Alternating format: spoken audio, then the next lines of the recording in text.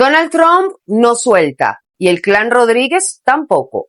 María Corina Machado exige definiciones sobre la ruta electoral. Alerta roja. Venezuela enfrenta una emergencia de años y el chavismo se aprovecha. Fallo histórico. Nicolás Maduro y Alex Saab condenados a pagar millones por torturas. Les contamos. ¿Qué tal, amigos? Bienvenidos a la emisión matutina de Noticias Impacto Venezuela de este miércoles 15 de julio de 2026. Soy Mildred Manrique. Comenzamos. Elecciones, retorno político y transición. Estados Unidos sigue marcando la agenda sobre Venezuela mientras la oposición intenta cerrar filas. María Corina Machado convocó para este miércoles a la plataforma unitaria para precisar el alcance de esas reuniones con el gobierno encargado que anunció la Asamblea Nacional de 2015. Pero, ¿logrará el clan Rodríguez seguir manipulando los tiempos? Quique Frías nos cuenta. Luego de todo tipo de especulaciones de un supuesto rompimiento con el gobierno de los Estados Unidos, la líder política venezolana María Corina Machado vuelve al centro de la ecuación del camino transicional, además del retorno de los exiliados y la celebración de elecciones libres y justas. El subsecretario de Estado Michael Kozak subrayó que el objetivo sigue siendo, y a pesar de la tragedia por los dos terremotos del pasado 24 de junio, legitimar y reinstitucionalizar. With respect to Maria Corina Machado, who, I think we all know and admire. The administration has tried to walk the line with the earthquake relief of saying we don't oppose her returning. She's not a prisoner or anything like that. Venezuelans who have been in exile because they have arrest warrants out for them in Venezuela and stuff should be able to go back. Thank you. And that includes first and foremost, María Corina Machado. Sobre el tema electoral, en un momento en que los venezolanos siguen solicitando la realización de elecciones presidenciales, Kozak indicó que sigue siendo un objetivo para la Casa Blanca, pero no precisó cuándo, cómo y por qué aún no hay una fecha estimada. Para la administración Trump, los inversionistas extranjeros no van a apostar por un país donde el gobierno no haya sido elegido democráticamente. We don't want elections too soon when they don't have the machinery set up. I think something like 40% of the eligible voters in Venezuela are not registered at this point. So they've got to clean up the voter rolls. They've got to get the election tribunal renovated. This is why but he's also said, but we don't want to have elections too late, and making the point that people aren't going to invest in a long-term way in Venezuela until they see a stable, democratically elected government there. ¿Un retorno pronto a Venezuela? Sí, pero aclaratorias en Washington sobre cómo será el proceso para elecciones, eso no. Todo indica que la Premio Nobel de la Paz María Corina Machado sigue sin ser informada de la estrategia para futuras presidenciales. Ante esto, convoca a la plataforma unitaria para conocer el alcance de la ruta anunciada por la Asamblea Nacional de 2015, presidida por Dinora Figuera. La líder venezolana María Corina Machado y el presidente electo Edmundo González Urrutia convocan a un encuentro con los partidos políticos de la Plataforma Unitaria Democrática y demás organizaciones que suscribieron el Manifiesto de Panamá para conocer el enlace de la agenda de trabajo conjunta que fue anunciada este martes por miembros de la Asamblea Nacional de 2015 y su presidenta Dinora Figuera. Esta reunión buscará reunir información sobre este acuerdo publicado en redes sociales y definir una posición pública al respecto. Esta importante aclaración de la Casa Blanca ocurre luego de que Jorge Rodríguez calificara de miserable hablar de elecciones cuando todavía se cuentan los fallecidos por el doble terremoto. También a 15 días del último intento de Machado de tratar de regresar a su país. ¿Podrá la presión de Washington destrancar la ruta electoral y el retorno de la Premio Nobel de la Paz? ¿U otra maniobra del chavismo seguirá congelando los tiempos políticos? En este momento nos encontramos en la fase 2 del plan, una fase que implica, entre otras cosas, la reinstitucionalización de Venezuela, al juego político, a la arena política de la Asamblea Nacional de 2015, porque ese es el último poder legítimamente electo en Venezuela y además es el último poder reconocido por la comunidad internacional, en particular por los Estados Unidos. Por otra parte, esta convocatoria de María Corina y Edmundo González revela que está pidiendo claridad o está denunciando indirectamente que la están dejando fuera del diseño de la ruta electoral. yo lo veo o la veo como un llamado formulado por par de actores que están quedando al margen del juego político actual y que con ese llamado procuran reinsertarse, reposicionarse en el momento actual, al menos para el contexto que estamos viviendo y para los planes que tiene Estados Unidos en el corto plazo. No son Edmundo González Urrutia y María Corina Machado los actores políticos preponderantes. No son ellos los actores a quienes Estados Unidos quiere tener protagonizando el juego político. La Casa Blanca deja claro que la actual emergencia dilató las prioridades sobre Venezuela, pero no que es necesario seguir avanzando hacia ellas, y el liderazgo de María Corina Machado, así como su tan esperado regreso a Venezuela, queda bajo el foco incandescente de la siempre difícil y compleja realidad venezolana. Reportó para ustedes Quique Frías. Impacto Venezuela. Momento de interactuar con la pregunta del día de Impacto Venezuela. Ser su voz es lo más importante para nosotros. Washington mantiene viva su hoja de ruta sobre Venezuela, pero a su ritmo. Y María Corina Machado presiona por conocer los acuerdos entre Jorge Rodríguez y Dinora Figuera. En medio de todo este panorama, ¿crees que estamos realmente más cerca de una elección presidencial? Deja tu respuesta en cualquiera de nuestras plataformas digitales. Te leemos en la emisión estelar. La devastación del 24 de junio pasó a formar parte de una bandera política del chavismo. La Asamblea Nacional respaldó la gestión de Delcy Rodríguez y aprobó una serie de herramientas para dirigir la reconstrucción y la respuesta del Estado frente a la tragedia. Al menos 200 viviendas entregarán próximamente a los damnificados. Juliana Palmar nos amplía esta información. La Asamblea Nacional aprobó un acuerdo de solidaridad con las víctimas de los terremotos y de respaldo a las acciones emprendidas por el gobierno chavista. El documento también respalda la continuidad de los campamentos temporales para los damnificados y exhorta a organismos internacionales a desbloquear los activos venezolanos en el exterior, bajo el argumento de que esos recursos permitirían fortalecer la atención de la emergencia y el proceso de reconstrucción. Aquellas diputadas y diputados que tengan a favor de aprobar en primera discusión el proyecto de ley de reforma parcial de la ley contra la estafa inmobiliaria, sírvanse a manifestarlo con la seriedad de costumbre. Queda aprobado por unanimidad.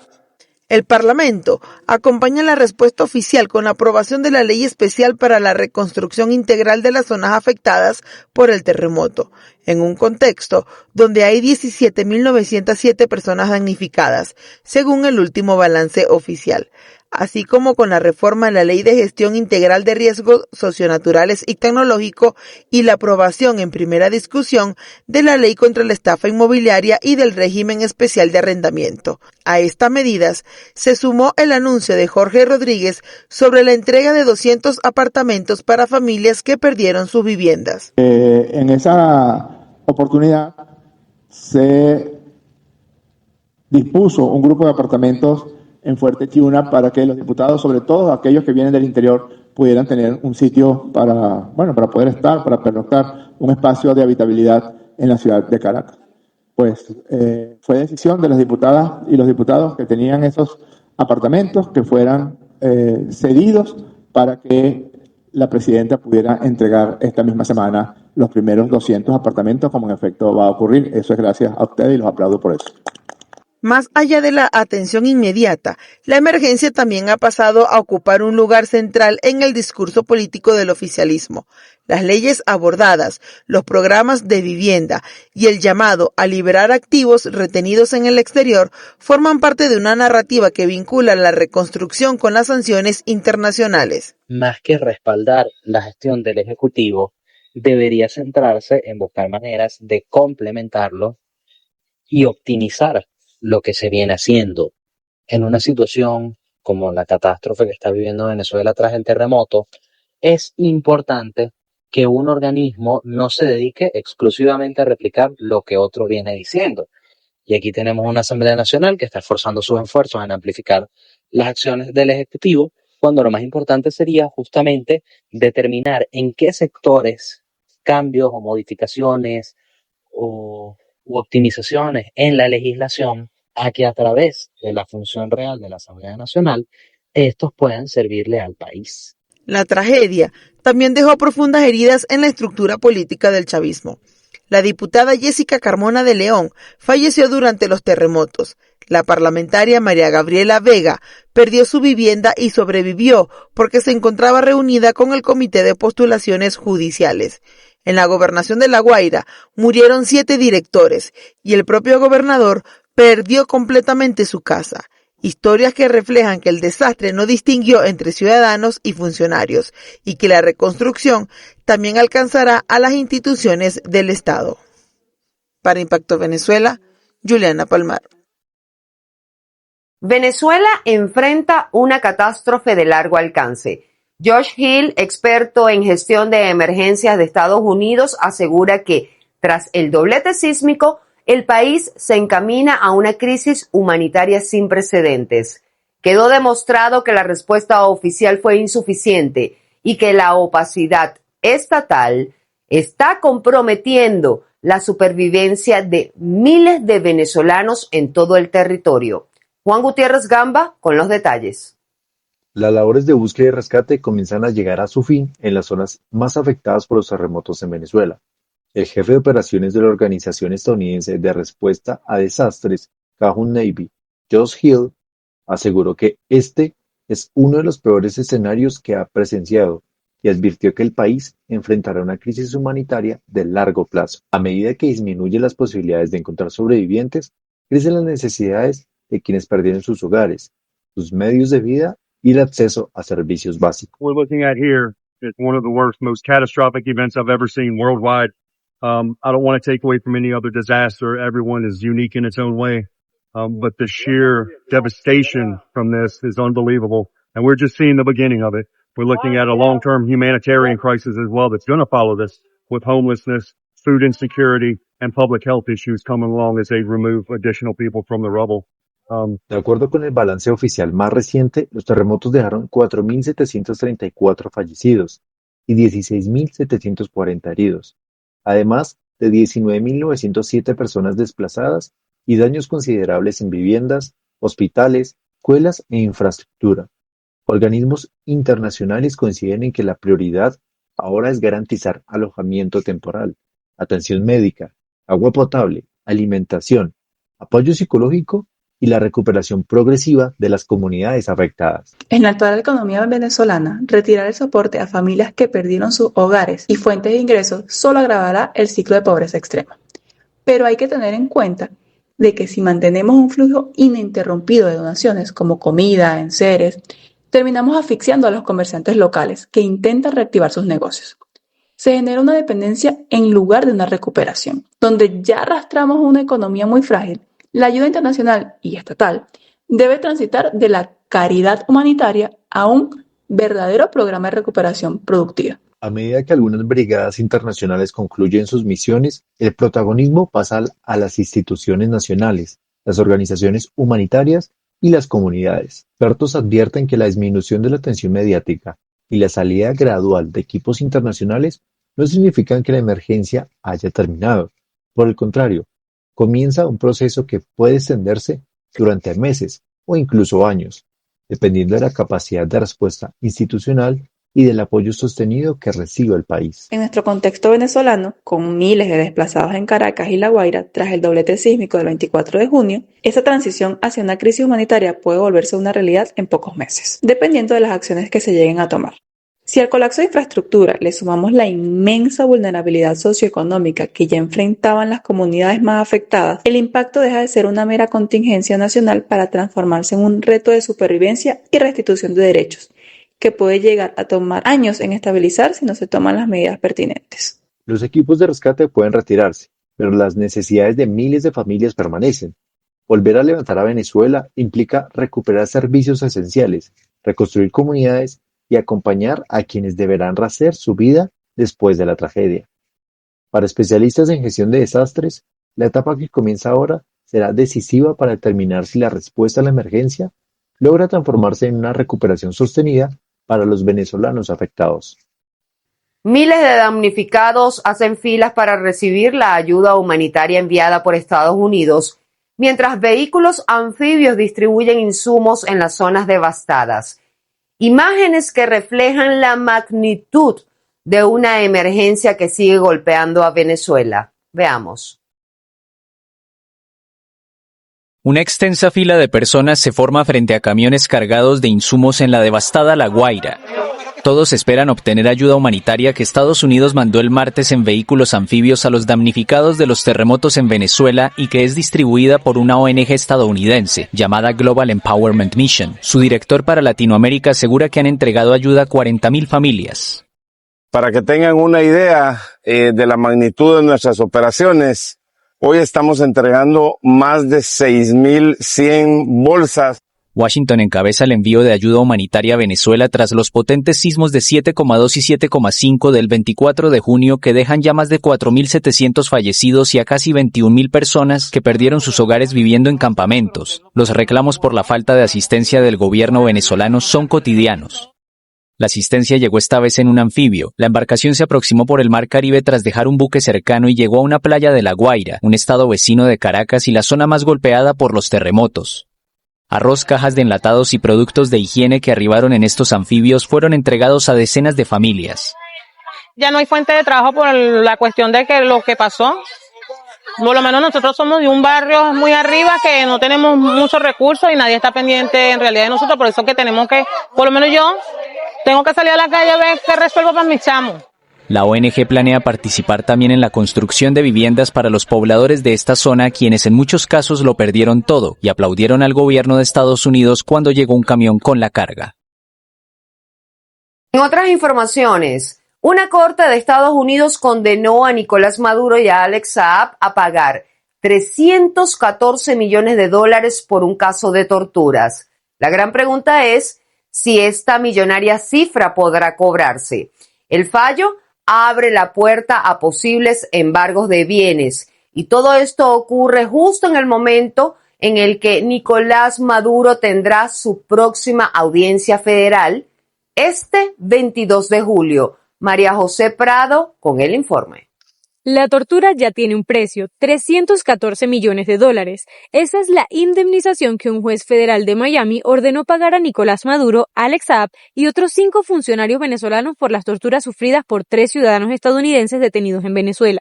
Pero ahora surge otra cuestión. ¿Esa millonaria condena realmente puede cobrarse o se quedará en el papel? Esta sentencia tampoco es que es novedosa. Hay sentencias previas que han declarado la responsabilidad patrimonial por hechos por graves violaciones de derechos humanos. Hay un antecedente, por ejemplo, el caso del concejal Fernando Albán. Su familia obtuvo una sentencia condenatoria de reparación de daños. No sé si ha podido conseguir algún bien con que hacer cobrar o hacer reparar el daño que ordena la sentencia. De modo que tampoco es importante decir que tenemos unos precedentes antes de esta decisión. Ya hay otras decisiones que han declarado lo mismo. En general en los Estados Unidos, mientras las víctimas vivan en Estados Unidos o los acusados estén en los Estados Unidos, se pueden presentar este tipo de demandas de reparación de daños con un estándar probatorio alto. El fallo fue dictado bajo la Ley Antiterrorismo de Estados Unidos, una norma que permite a ciudadanos estadounidenses reclamar indemnizaciones y buscar el embargo de activos de quienes sean considerados responsables. La decisión también señala que esta sería la mayor compensación otorgada hasta ahora bajo esa legislación. En este caso meten a Alex Saab, porque era miembro del gobierno y ocupó una función ministerial, pero sobre todo porque tiene bienes que pueden ser rastreables y esos bienes los hizo mediante negocios corruptos con el mismo Nicolás Maduro, quien le dio ese poder para el cual no tenía legitimidad para ocuparlo, ¿no? Porque no podía ser ministro quien ni siquiera es venezolano. Entonces, por eso, bajo esa premisa, entonces lo incluyen allí. Entonces, por supuesto, es un precedente importante, pero no es el único. Ya han habido varias decisiones condenatorias en ese mismo sentido. Los demandantes fueron 3 estadounidenses que denunciaron haber sido víctimas de descargas eléctricas, golpizas y otras formas de tortura durante su detención en Venezuela. Permanecieron presos hasta ser liberados en 2023 como parte de un intercambio de prisioneros entre Caracas y Washington. Más allá del monto histórico, el verdadero impacto de esta sentencia podría estar en lo que venga después, si logra convertirse en un precedente para nuevas acciones civiles y si finalmente las víctimas consiguen que la justicia no solo reconozca el daño, sino que también obligue a pagarlo. Venezuela sigue enfrentando grandes retos, pero también sigue de pie. De esta manera finalizamos la emisión matutina de hoy. Muchísimas gracias por acompañarnos. Manténganse conectados a todas nuestras plataformas digitales para más información. Que tengan un buen día, nos vemos mañana.